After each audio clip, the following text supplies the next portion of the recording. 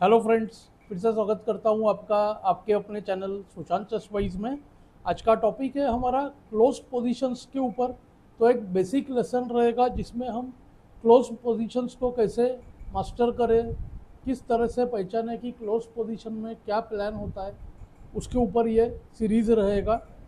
तो आज है हमारा, देखिए, पहला लेसन क्लोज पोजीशन के ऊपर, और हम डिस्कस करने जा रहे हैं कि पॉन चेन को कैसे समझे और पॉन चेन से रिलेटेड प्लान को कैसे समझे। क्योंकि ज़्यादातर क्लोज पोजीशन, देखिए, इस तरह के पोजीशन से जो आपके स्क्रीन के ऊपर है इससे बनता है, जिसमें पॉन्स एक दूसरे से अटके हुए, इसको कहते हैं पॉन चेन। वाइट और ब्लैक पॉन्स आप देखो एक दूसरे के आमने सामने आए हुए हैं, और दोनों के पॉन्स आप देख सकते हो मूव नहीं हो रहे हैं। तो इसमें देखिए क्या रहता है, पॉन चेन में हमेशा एक बेस होता है और एक हेड होता है। तो इस केस में वाइट का देखिए C3 का पॉन आप देख सकते हो base of the pawn chain है, और E5 का पॉन जो है head of the pawn chain है। सेम तरह से ब्लैक का आप देख सकते हो E6 जो है base of the pawn chain है, और C4 जो है वो head of the pawn chain है। तो जनरली क्या होता है, पॉन चेन के पोजीशंस में हमें ऐसा कहते हैं कि base of the pawn chain पे पहले अटैक करना चाहिए, क्योंकि ताकि ओपोनेंट के पीछे उसको डिफेंड करने में बिजी हो जाए, और उसी के बाद जब बेस पे ओपोनेंट बिजी हो जाएगा फिर हेड पे अटैक करना चाहिए, क्योंकि यूजुअली हेड जो होता है वो वेल प्रोटेक्टेड होता है। और आप देख सकते हो इस केस में जैसे E6 का जो ये पॉन है, ये देखिए ब्लैक के किंग अगर इधर होता तो उससे काफ़ी पास है, तो वहाँ पर हम इमीडिएटली अटैक करके पीसेस को प्रेशराइज भी करेंगे। तो ये हो गया बेसिक पॉन चेन के बारे में। चलते अगले पोजीशन में, जिसमें आपको दिखाऊंगा कि जनरली क्या प्लान्स होता है। ये देखिए इंपॉर्टेंट पोजीशन है हमारे सामने। किंग पोजीशंस को आप इग्नोर करें, ऐसे अभी समझेंगे हम किंग पोजीशन से हम कोई टैक्टिक्स नहीं यूज़ करना चाह रहे, जस्ट आपको पॉन चेन के साथ सिर्फ प्लान बता रहा हूँ। इस पोजीशन में देखिए पर्पसली रूक ऐड किया गया है, ताकि आपको पता चले कि देखिए इस रूक से हमने क्या किया है, एफ पॉन को सपोर्ट दिया है, ताकि वो इस E6 बेस पर अटैक कर सके। F7 को अब हम बेस नहीं मान रहे, क्योंकि वाइट का पॉन अभी F6 पे है नहीं। सेम तरह से ब्लैक ने क्या किया है, रूक से C5 पॉन को प्रोटेक्शन देकर D4 को बेस बनाना चाह रहा है।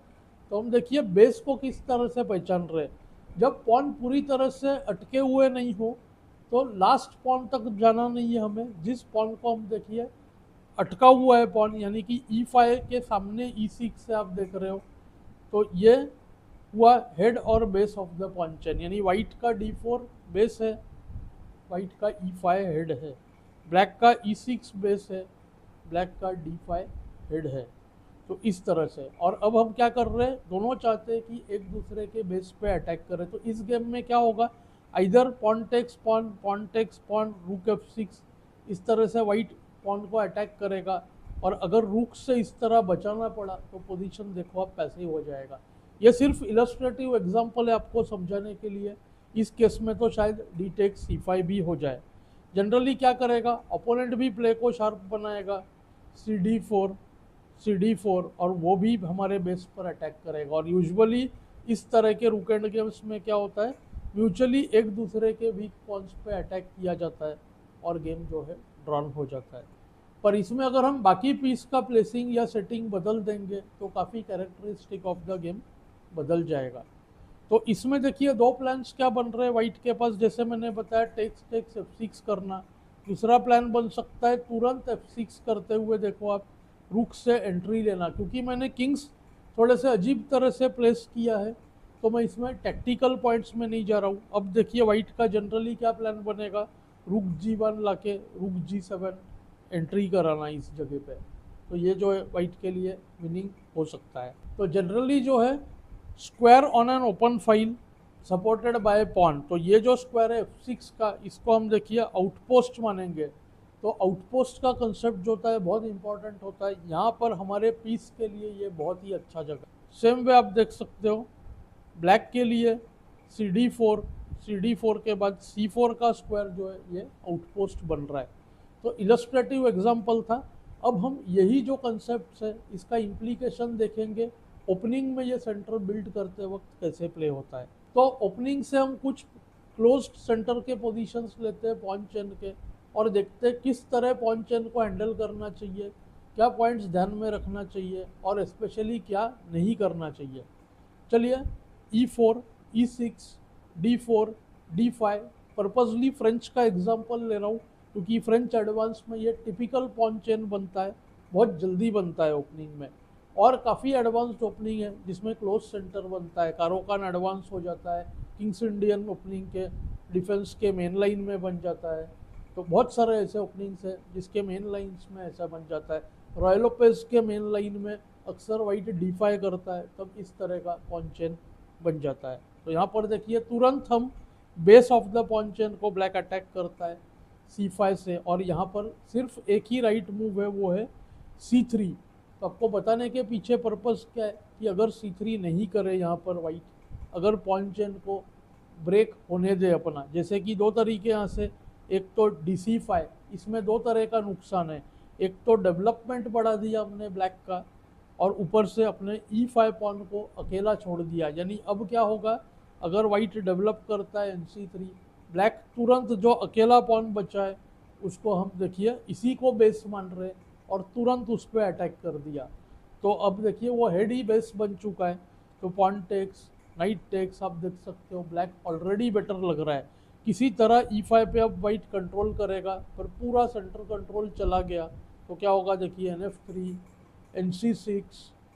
यहाँ पर अगर हम बेस को कवर करें BB5 से, ये एक पॉसिबिलिटी है। E5 पे अब हम कंट्रोल ला रहे हैं, थोड़ा लेट हो चुका है वाइट। और दूसरा ऑप्शन है अगर BD3 करें तो सिंपली ब्लैक को E5 मिलेगा, और E5 के बाद आप देखो ब्लैक का सेंटर कितना स्ट्रॉन्ग है, E4 का थ्रेट है, D4 भी होगा शायद। तो ये ब्लैक का क्लियरली बेटर हो गया पोजीशन। क्यों? क्योंकि वाइट ने टोटली जो है अपने सेंटर को सरेंडर कर दिया। अगर यहाँ पर BB5 करता तो देखिए कैसल पिन निकाल लिया, bishop C6, BC, night E5। किसी तरह वाइट चाहता है कि ब्लैक का E5 नहीं आए, पर आप देख सकते हो डेवलपमेंट में बहुत पीछे है। वाइट का किंग भी देखिए सेंटर में है, तो आउटराइट टैक्टिक बनेगा BF2 चेक, किंग F2, आप देखो night G4 check, king G1 को देखिए on the spot QB6 met होने वाला है, और किंग E1 को बहुत सारे ऑप्शंस है, क्वीन H4 है, नाइट टेक्स E5, एकदम सिंपल और विनिंग पोजीशन है। पॉनअप भी है, वाइट का कैसल भी ब्रोकन है, डेवलपमेंट में भी वाइट पीछे है, सेंटर कंट्रोल भी चला गया, सब कुछ चला गया। नेक्स्ट एग्जांपल है, अगर यहाँ पर वाइट सेम तरह से नाइट C3 करता है तो भी क्या होगा, C takes D4, queen D4, knight C6, queen पर अटैक हो गया। ऑफ कोर्स वाइट चाह रहा है BB5 करना है, पर BD7, BC6, pawn takes bishop, बहुत ही इंपॉर्टेंट मूव है। अब देखो ब्लैक का सेंटर पॉन अभी देखो दोनों ही पावरफुल है, और बहुत जल्द C5 आने वाला है। ब्लैक के पास बिशप पेयर है, काफ़ी लोग समझ नहीं पाते कब बिशप पेयर स्ट्रांग होता है और वीक। इस केस में ये बिशप बहुत जल्द B5 पर आके डोमिनेट करेगा गेम को, यानी कि हो सकता है NF3 को C5 और क्वीन हैज़ टू मूव। अभी देखिए क्वीन का प्रॉब्लम्स हो रहा है, क्वीन D1 शायद ले जाना पड़े। तो यहाँ पे एक तो इस तरह से D4, NE4, BC6, देखिए कितना प्रेशर में आ जा रहा है वाइट का पोजीशन, इस तरह से कर सके, या तो फिर सीधा बिशप C6 करे और टाइमली D4 के लिए ट्राई करे। यानी कि देखिए कैसल को D4 को नाइट E2, पीसेस का पोजीशन काफ़ी ख़राब हो रहा है।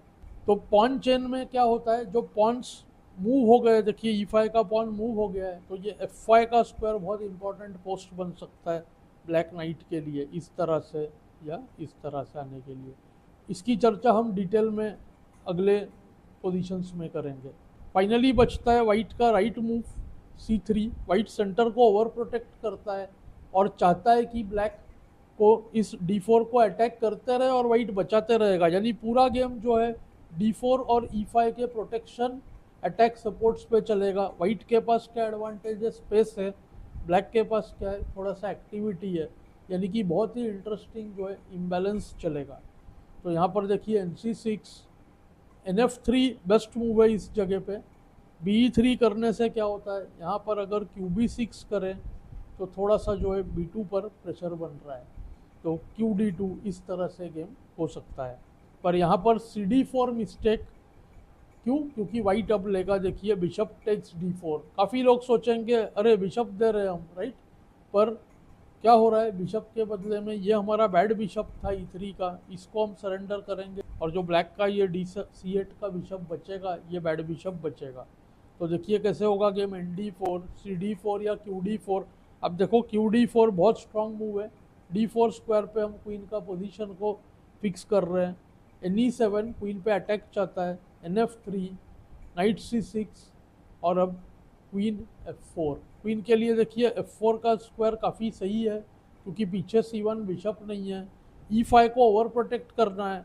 और अब देखो, अब f6 करने से वाइट सिंपली इग्नोर करेगा, bb5, fe या a6, fe night e5 outright mistake है, c6 और f7 पर अटैक होगा, a6 को टेक्स टेक्स और कैसल। आप देख सकते हो वाइट का पोजीशन काफ़ी बेटर है यहाँ पर। क्यों? देखिए मैं आपको साइड चेंज करके बता देता हूँ, क्योंकि fe को नाइट e5, आप देख सकते हो वाइट के पास सेंटर में स्पेस है, यानी कि जो इस बार क्या हुआ है, पॉन्स के सामने पीस आके बैठ गए, तो इसको कहते हैं ब्लॉकेड।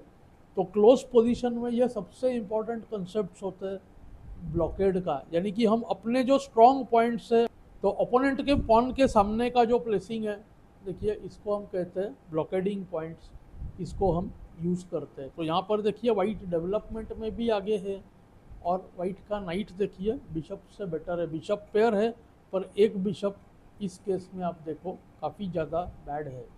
तो ये था बेसिक डिस्कशन पॉन चेन के बारे में। अगला लेसन इससे डिटेल होगा, और इसके बारे में हम और जानेंगे, जिससे हमारा क्लोज पोजीशंस के ऊपर मास्टरी आएगा। तो मुझे उम्मीद है आपको इस लेसन में से कुछ अच्छा सीखने मिला होगा।